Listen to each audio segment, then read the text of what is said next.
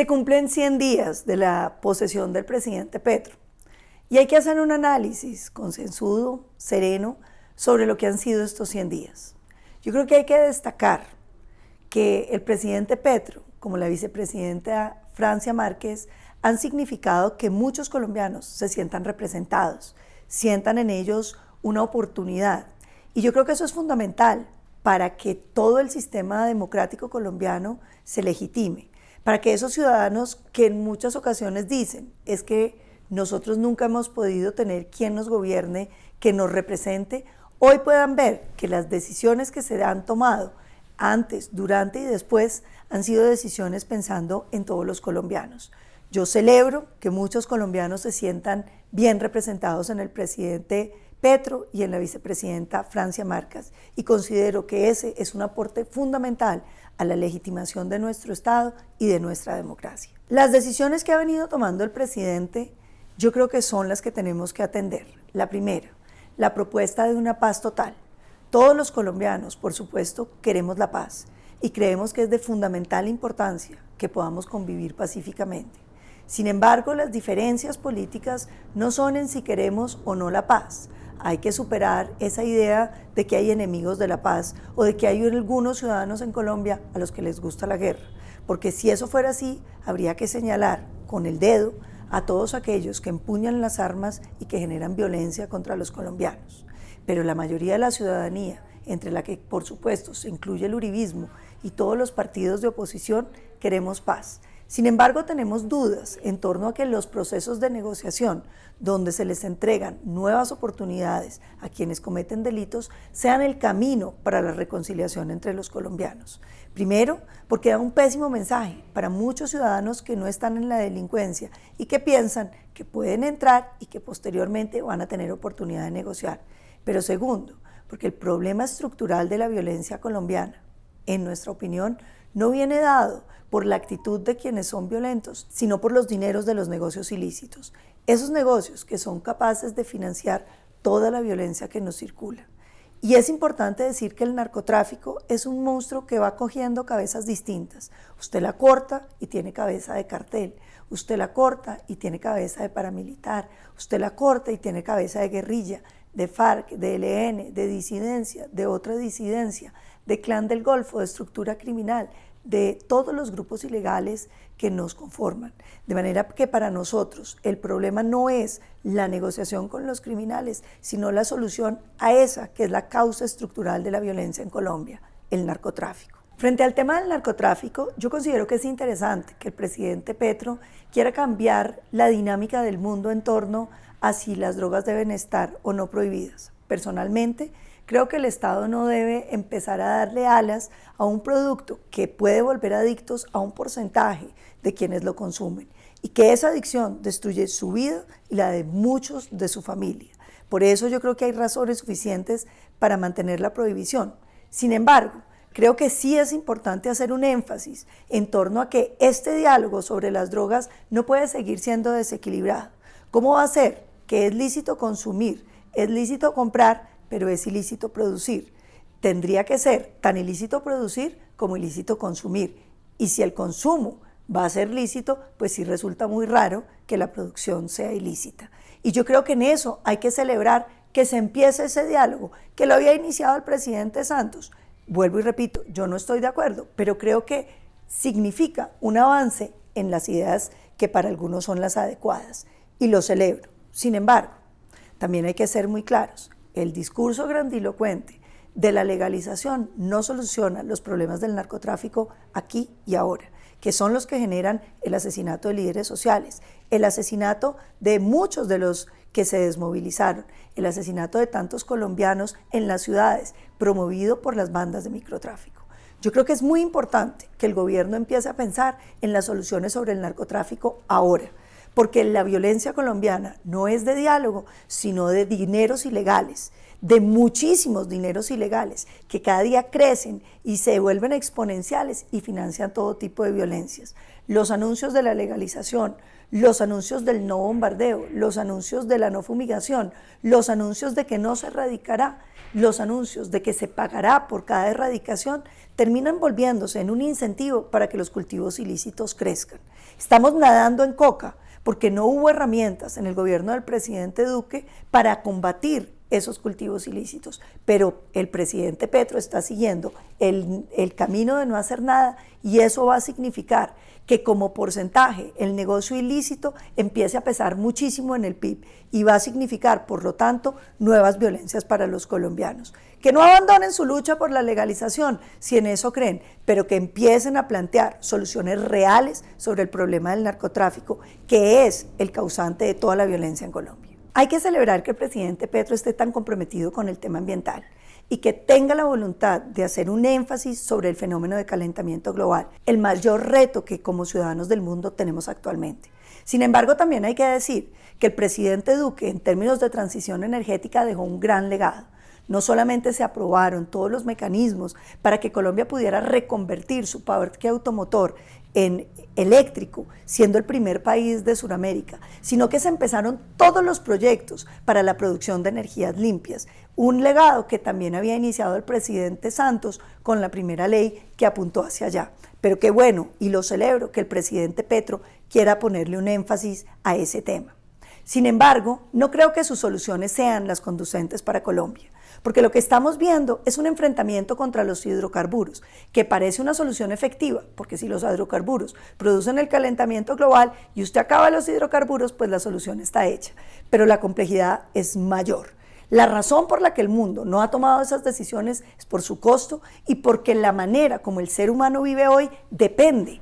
Y depende no porque quiera, sino porque depende en una necesidad que todos los días se reitera de esos hidrocarburos. Y les voy a dar unos ejemplos. Para los proyectos de producción agrícola se necesita la urea. Ahora la estamos trayendo de Venezuela, un poco de urea, no toda la que necesita Colombia, pero un aporte que es significativo a buenos precios que vienen de las exploraciones de gas que tiene Venezuela. La urea es un subproducto de las exploraciones de gas, son los nitrogenados que salen de ahí y por lo tanto tienen un gran componente de efecto invernadero. Y si uno no produce gas, pues no va a poder tener urea. Pero también el concreto y el acero, fundamentales para la construcción del mundo moderno, dependen específicamente de esas tecnologías basadas en gases de efecto invernadero, porque tanto el concreto como el acero dependen hoy de tecnologías dependientes de los combustibles de hidrocarburos. Y si que acabáramos los hidrocarburos, pues no podríamos tener ni concreto ni acero y por lo tanto no tendríamos construcción. No es tan fácil, presidente, darlo de un lado. Por otro lado, el transporte, no porque queramos inmediatamente reconvertir todo a energías limpias, lo podemos hacer. ¿Dónde están los aviones que pueden volar con energía? ¿O dónde está la posibilidad de millones de ciudadanos, no solo en Colombia, sino en el mundo, de pasar a la electricidad? No hay una producción de electricidad que permita que todo el transporte pase simplemente a energías. Tiene que ser una transición gradual, que vaya dinamizando, pero que no comprometa las posibilidades vitales de los seres humanos. Entre otras cosas, se equivoca el presidente Petro diciendo que prohibiendo el petróleo y el gas de Colombia vamos entonces a salvar el mundo, porque tampoco somos unos grandes emisores. Nosotros producimos el 0.56% de todas las emisiones del mundo. Es decir, si apagáramos Colombia y no produjéramos nada, pues simplemente el mundo seguiría exactamente igual. Nuestro compromiso tiene que ser la lucha contra la deforestación, porque la deforestación es el primer emisor. Hay que salvar la Amazonia, hay que salvar el Darién, hay que cuidar nuestros parques nacionales y eso necesita recursos. Invitamos al gobierno a reconsiderar esas ideas que ha tenido de quitarle la plata que habíamos logrado del impuesto al carbono destinado específicamente a la Amazonia, que hoy lo meten en un fondo general que no sabemos en qué temas ambientales se gastará. Pero sobre todo, tenemos que volver a que las regalías financien el sector ambiental para que podamos utilizar los recursos de los hidrocarburos para detener las emisiones colombianas, cuidando que la deforestación no avance. La política ambiental del presidente Petro no es solo equivocada porque esté apuntándole a acabar los hidrocarburos que no generarían ningún beneficio ambiental para Colombia, sino porque sí generan un enorme daño macroeconómico.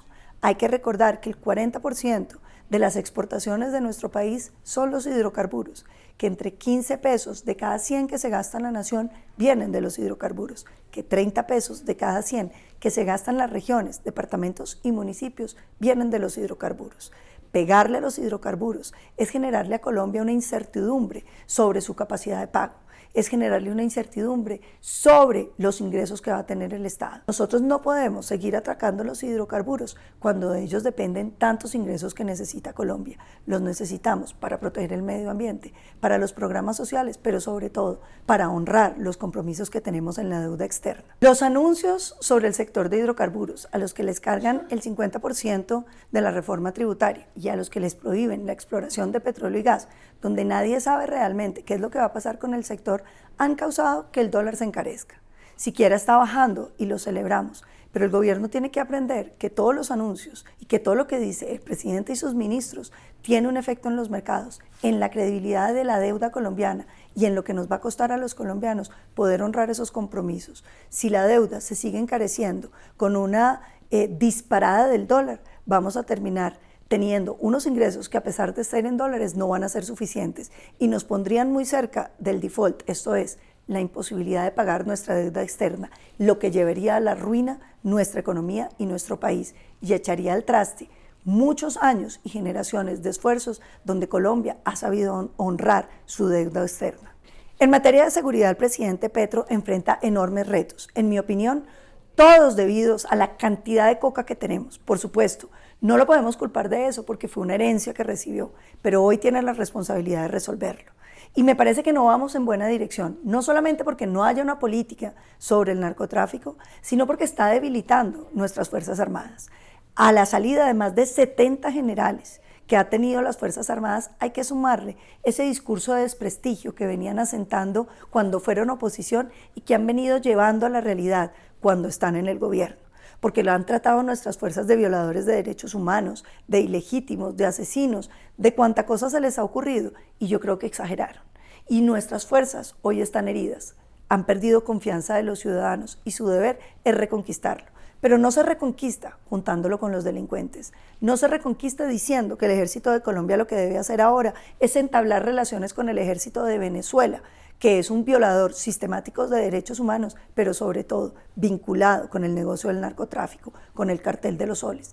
Tampoco se soluciona sentándolos con la primera línea, porque habrá muchachos de la primera línea que representan una protesta cívica legítima de muchos ciudadanos, pero también hay muchos que cometieron delitos y en la opinión pública pareciera que hoy el delincuente es el que termina aconsejándole a la fuerza pública. Eso no está saliendo bien, porque debilitar las fuerzas del Estado es debilitar la seguridad, es debilitar su propia capacidad para negociar con los ilegales. Los ilegales no son unos angelitos, los ilegales son terroristas, asesinos, secuestradores, violadores de niñas, de niños, reclutadores de menores, y entonces los tienen que enfrentar a unas fuerzas fuertes que nos permitan tener la absoluta certeza de que ellos entienden, de que la negociación es el camino, pero sobre todo que si la incumplen van a terminar perseguidos por las fuerzas del orden.